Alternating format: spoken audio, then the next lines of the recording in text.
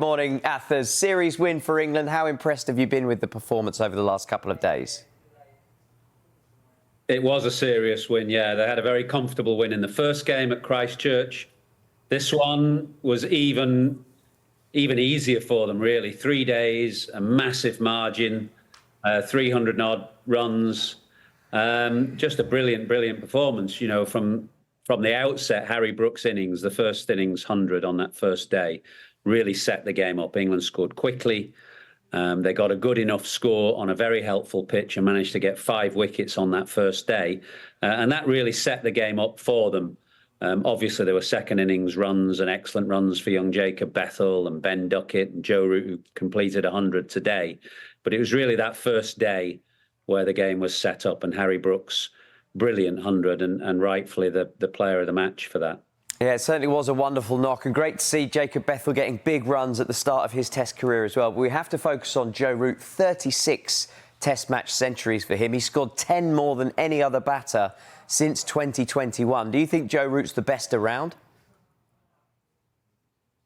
Well, he is right now, unquestionably. As you said, since 2021, I think he scored 19 Test hundreds. You said that's 10 more than the next best. I'll take you at your word. But he's been in an incredible run of form. He's playing quite beautifully. He's at his absolute best, and he's been there for a long time. I mean, these runs here were on the back of, you know, the runs from Brook and the earlier efforts from Duckett and from Bethell. So they weren't the toughest runs he's ever scored, but you just got to go out and get them. And Joe does that day in, day out. He's incredibly consistent, and he's not the type to have left some runs on the sidelines today when they were there to be taken. So he is an unbelievable player, really.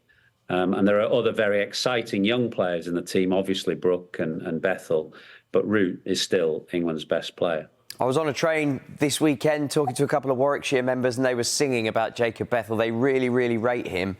But England potentially have a bit of an issue. Jamie Smith has been absent from this tour for the birth of his child. He's due back. So is there a bit of a selection dilemma for Stokes and McCullum? Well, there may well be. We've got one more test here in New Zealand.